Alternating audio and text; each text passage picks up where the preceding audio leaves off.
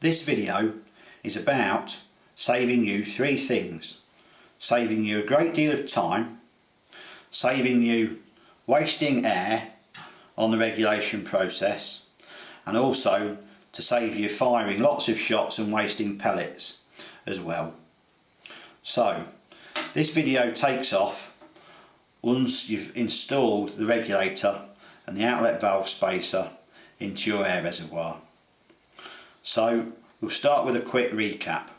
You've successfully managed to take your PCP air rifle to bits. You've calculated the outlet valve volume that you require for your particular project, and so you've either fitted the outlet valve spacer provided, or you've manufactured your own, or done a combination of the three and altered some of the existing components to give you more air space as well. You've then gone on to drill the breathe hole and make sure that you've deburred it well on the inside, lightly clean and polish the inside of the reservoir. You've greased the body case O-rings of the regulator well as the inside of the air reservoir itself, and you've slid the regulator in, taking care not to put a bite mark into the body case O-ring. And so the regulator's in, your outlet valve spacer's in, and you're now ready to reassemble your air reservoir and to start testing. So this is where this video begins. Now, the chances are you're going to have to take your reservoir to bits probably 2 or 3 times to get the graph perfectly to how you would like it to be for the correct power and the correct number of shots.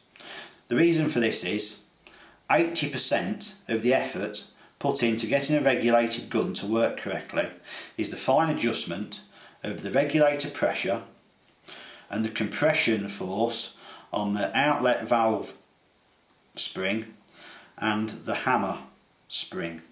So they're the main 3 things that you're going to need to adjust, and to get to 2 of them you'll most likely have to remove your air reservoir. And so firstly, before you put the reservoir back together again, make sure that you put a light smear of silicone grease on the threads of the end caps and also upon the O-rings themselves. And you might like to put a very light smear just around the inside of the end of the air reservoir cylinder where the O-ring fits up to. So this should make it easier to get the cylinder end caps out at a later date. And so what are you going to do next? Now at this stage you're going to be very keen to start testing, and what most of you will probably want to do is simply put your rifle back together again with the end caps in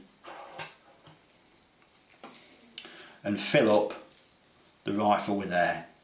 And this is going to be your first mistake. That's going to cost you air, time and pellets. So the proper and professional way to do it is like this.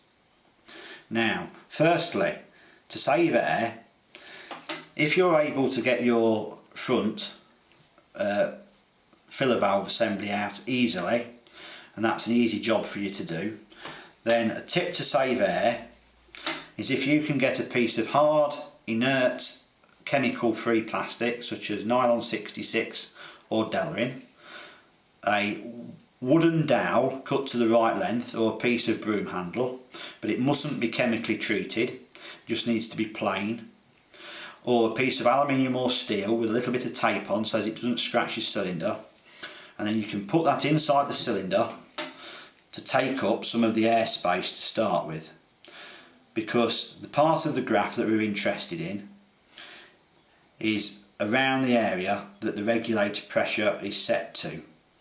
And so filling your gun up to 232 bar, 200 bar, 170 bar, or whatever its fill pressure is actually a waste of time initially. So all you need to do is you're only going to need to fill the gun up to around 20 bar past what the regulator's set at. And so to save air on doing this, you can always fit an inert object just in the front of the air reservoir. If you can't do this, then when you fill the gun up, only fill it 20 bar above what the regulator's set at. Now, the other thing to do is not just to fill it straight up.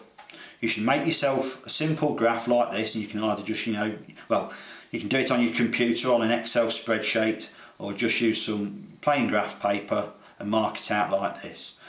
You want to put bar along the bottom in 5 bar intervals, starting at about 60 to 70 bar, and then go up 20 bar or so past what the regulator pressure is set at. And then up the side axis you want to put energy values, either foot-pounds or joules, whichever you work in. And then on here you want to put 2 lines on showing the energy value that you're trying to work between. You're never going to get it set at exactly 11.8 foot-pounds or 9.68 foot-pounds or 17.25 joules. You want to set yourself a value that you're happy to work between and put your 2 lines on that around that power area.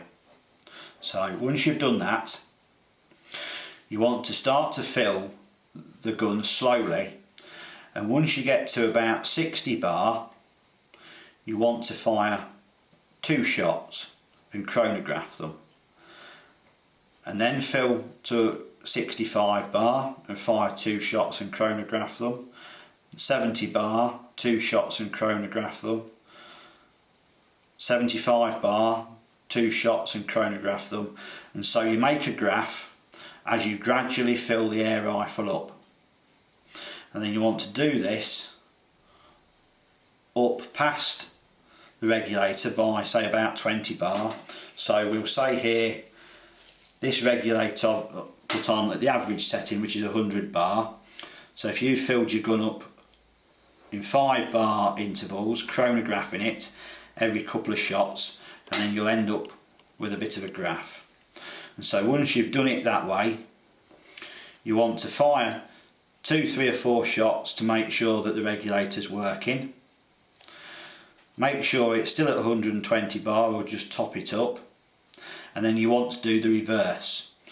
You want to chronograph the gun shot by shot downhill again.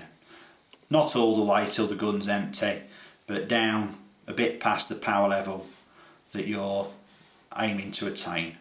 Because the piece of the graph that we're interested in is, this is the section really here. And so on here, this is a typical sort of graph that you'll probably end up with to start with. It's not the power that you want, it's slightly above or slightly below. This section here is the bit you're most interested in, at the pressure that the regulator stops working at. So if this regulator set at 100 bar, this is the area you want. So it's come down nice and flat to about 100 bar, and then once the regulator stops working and the pressure starts to fall, the graph here is going to alter. The sort of graph that you're actually looking for is to get down to where the the sort of graph you're looking for is to alter it so that it's between the power level that you want, lines that you want, and then you either want it to drop off like this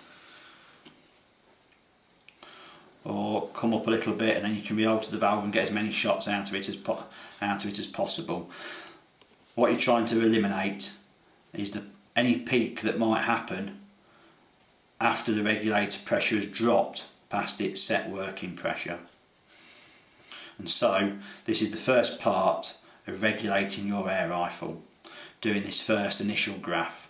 So in future videos we shall go on to look at the various little alterations and tweaks you need to do to the spring tensions to end up with the graph that you require. But for this one, for the very start, when you first fill the rifle up, fill it up 5 bar at a time, and once you get past 60-65 bar, fire a couple of shots each time it's gone up 5 bar and plot yourself a graph. And this, in the long run, is going to save you a lot of time and effort.